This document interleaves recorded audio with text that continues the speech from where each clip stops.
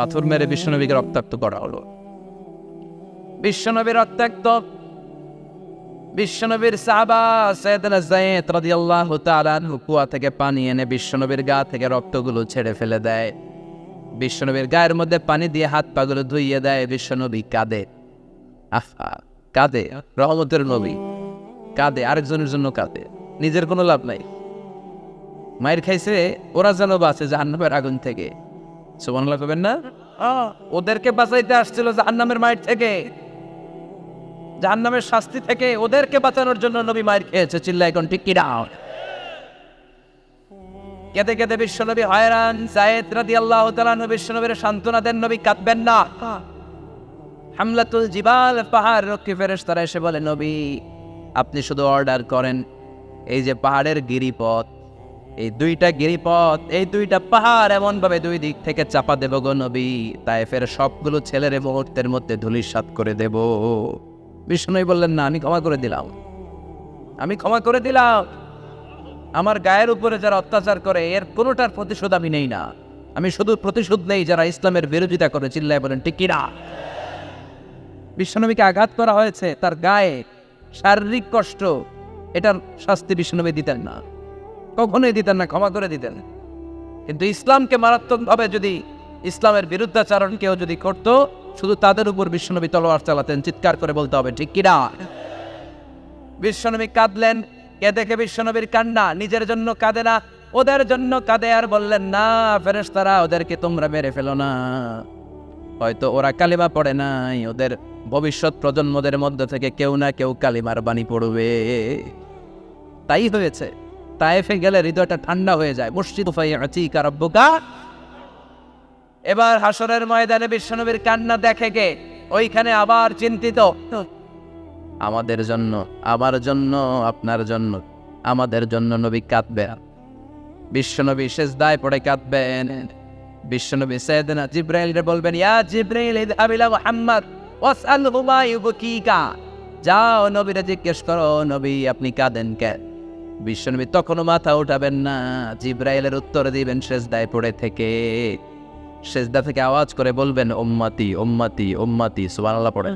হ্যাঁ, কি নবী এটা? উম্মতি, আমার উম্মতের কি হবে? উম্মতের কি হবে? আবার আল্লাহ জিবরাইলকে পাঠিয়ে বললেন, ও জিবরাইল যাও আমার নবীরে বলো, ইন্না সানুরদিকা ফি উম্মাতিকা ফালা নাসুকাল ইয়াউম। ও নবী আপনার উম্মতের ব্যাপারে আজকে আমি আপনার অপমানিত করব না। আজকে গোটা দুনিয়ার জিন্দেগিতে যেমনি একটার পর একটা পরিস্থিতিতে আমি আপনার রব আপনারে খুশি করেছি, আজকে কঠিন কিয়ামতের দিনে আপনার উম্মতের ব্যাপারেও আপনারে খুশি করে দেব গো নবী। আজকেও খুশি করে দেন। ইরফা রাসাক, মাথা তোলেন। আপনি সিজদায় পড়ে কাঁদতেন, আর সহ্য হয় না, তোলেন। ইরফা রাসাক, মাথা তোলেন। সাল কিআতা, নবী যা চাইবেন আজকে দিনে। ইশফা তুশাফা, যার জন্য সুপারিশ করবেন আজকে কবুল করে নেন।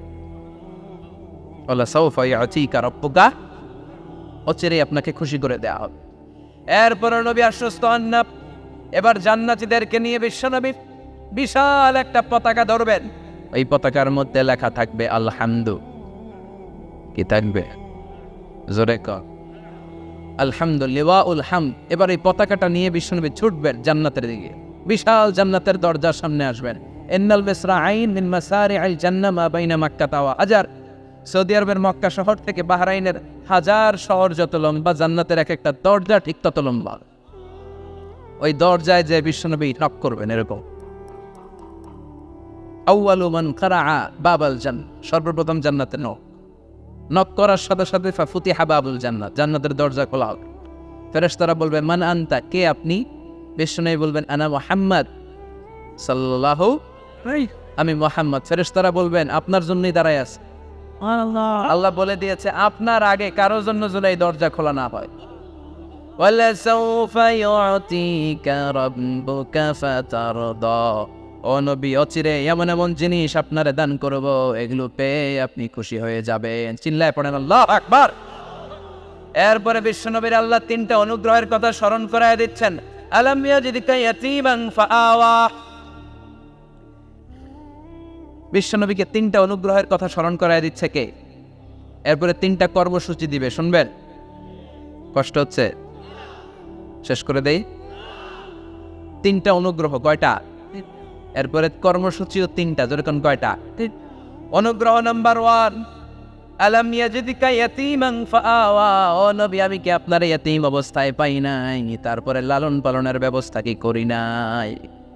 বিশ্বনবীর আশ্বস্ত করে বলতেছে, নবী আপনি ছিলেন ইয়াতীম, কি ছিলেন? ইয়াতীম। তো আমি তো আপনার লালন পালনের ব্যবস্থা করে দিয়েছি, যেখানে আপনার বিপদ ওখানে তো আমি আছি, তো হতাশ হন কেন? হতাশ হওয়া যাবে না, নিরাশ হওয়া যাবে না, হাল ছাড়া যাবে না, ভরসা রাখতে হবে কার উপর? বিশ্বনবী ইয়াতীম ছিলেন, জানেন সবাই। মায়ের পেটে থাকতেই বাবা নাই, 6 বছর বয়সে মা নাই, দাদার কাছে মানুষ হলেন, 8 বছর বয়সে দাদাও নাই, চাচার কাছে মানুষ হলেন, তার মানে ইয়াতীম ছিলেন, ঠিক কিনা? আপনি ইয়াতীম ছিলেন, আমি আপনার আশ্রয় দিয়েছি। এরপর আল্লাহ 2 নম্বর অনুগ্রহের কথা বললেন, ওয়া ওয়াজাদাকা দাল্লান ফাহাদা, ও নবী আপনাকে আমি পথহারা পথিকের মতো ঘুরতে দেখেছি, তারপরে সঠিক পথ দেখিয়ে দিয়েছি। ওয়াজাদাকা দাল্লান, আমি আপনারে গোমরা অবস্থায় পেয়েছি, এরকম বলা যাবে? বিশ্বনবী কি 40 বছর বয়সের আগে গোমরা ছিলেন? না, he was searching the right path and Allah guided him to the truth way, to the correct way. উনি পথ খুঁজছিলেন, আমি যাব দেবিদ্দার, কিরে পথ এইটা না ওইটা? আল্লাহকে ওইটা না এইটা দিয়ে যাও, ওইটা দিয়ে যাও না এটা দিয়ে যাও, সুবহানাল্লাহ পড়ে। পথ খুঁজছিলেন, এইটা যাব না ওইটাই, কোনটা আমার পথ, এইটা না ওইটা? ফাহাদা, আল্লাহ বললেন এইটা না ওইটাই চলো, সুবহানাল্লাহ পড়েন। আমাদেরকে পথ দেখায় কে? আমি যদি কোনো দিন পথে ভুলে যাই, হাতছানি দিয়ে কাছে নিও, মমতার বন্ধনে আমায় বেঁধে সব ভুল ক্ষমা করে দিও, পড়েন আমিন। আমরা পথ হারালে পথ দেখায় কে? আবার তাফসিরে এসেছে, আপনি হারিয়ে গিয়েছিলেন, আমি আপনাকে ফিরিয়ে দিয়েছি।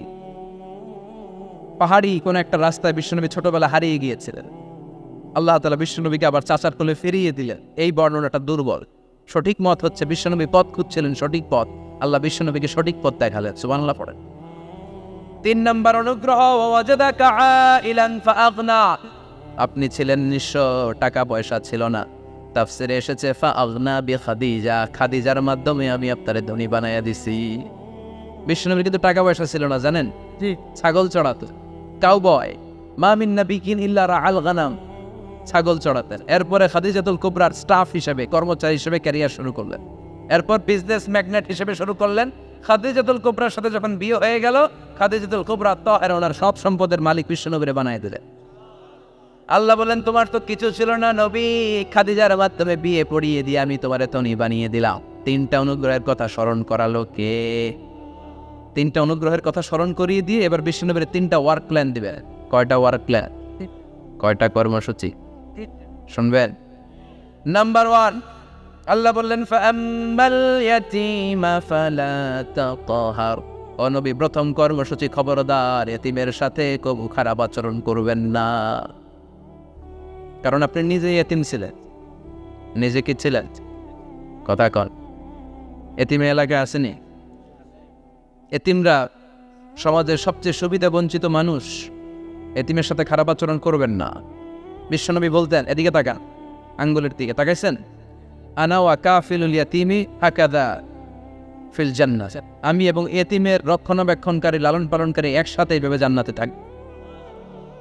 এতিমের পালনকারী আমার প্রতিবেশী হবে, আর লালন পালন করবে তো দূরের কথা, এতিমের মাল খাইয়া শেষ।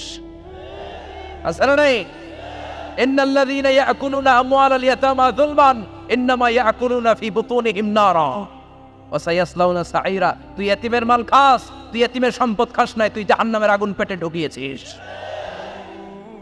এতিমের সম্পদকে সে রক্ষণাবেক্ষণ করে দিয়ে এতিমের একটা ব্যবস্থা করে দিবে, ওইটা না, এতিমের সম্পদ মাইরা খায়া ফেলায়। তুমি এতিমের সম্পদ খাও নাই, তুমি জাহান্নামের আগুন পেটে ঢুকিয়েছ। এতিমকে ভালোবাসবেন, এতিমরে ভালোবাসা মানে নবীরে ভালোবাসা, কারণ আমার নবী এতিম ছিল, ঠিক কিনা? এতিমের মাথায় হাত বুলিয়ে দিবেন। আল মাসহু, খেয়াল করেন, আল মাসহু আলা রাসিল ইয়াতীম ইউসিলু কাসওয়াতাল কলব, এতিমের মাথায় হাত বুলিয়ে দিলে হৃদয়ের কাঠিন্যতা দূর করে দেয় কে? এক সাহাবী এসে বললেন, ইয়া রাসূলুল্লাহ, জাআ রাজুলুন ইলা রাসূলিল্লাহ ওয়া ইয়াশতাকি কাসওয়াতাল কলব। এক লোক এসে বলে, নবী আমার হৃদয়টা বড্ড শক্ত, হৃদয় নরম হয় না, এমন কিছু আমারে শিখিয়ে দেন যাতে হৃদয়টা নরম হয়ে যায়। বিশ্বনবী বললেন, তোমারে 3টা কাজ করতে বলবো। 1, ইরহামিল ইয়াতীম, এতিমের প্রতি রহম দিল হও। 2, আমসাহ আলা রাসি, এতিমের মাথায় হাত বুলিয়ে দাও। 3, আতইম তুআমাকা মাআহু, তোমার খাবার তার সাথে শেয়ার করো। ইয়ালিনু কলবুক, তোমার হৃদয়টা নরম হয়ে যাবে। অনেকে আছে দোয়া করলে চোখ দিয়ে পানি বের হয় না, আসরে নাই। কঠিন হৃদয়, হৃদয় নরম হয় না। এতিমের মাথায় হাত বুলিয়ে দিবেন, আপনার হৃদয়টারে নরম করে দিবে কে? যাদের ঘরে শান্তি নাই, জ্বালা যন্ত্রণা, একটু এতিমখানায় যাবে, কিছু দান সৎকা করবেন। ওরা খেতে পায় না, ওদেরকে খাবার দিয়ে আসবেন, একটা গরু দিয়ে আসবেন, একটা খাসি দিয়ে আসবেন, ওরা খাবে, আপনার জন্য দোয়া করবে। আর মাথায় একটু হাত বুলিয়ে দিয়েন। বিশ্বনবীর আল্লাহ বললেন, নবী ফাআম্মাল ইয়াতীমা ফালা তাকসার, এতিমকে তুচ্ছ জ্ঞান করবেন না। আপনি নিজেও এতিম ছিলেন, ছোটবেলা বিকেলে খেলতে খেলতে সবার বাবা এসে ছেলেদেরকে নিয়ে যেত, আপনারা নেয়ার মতো কেউ ছিল না। আপনি নিজে এতিম ছিলেন, আপনি ওদের দুঃখ বুঝবেন, এজন্য খবরদার ফাআম্মাল ইয়াতীমা ফালা তাকহার।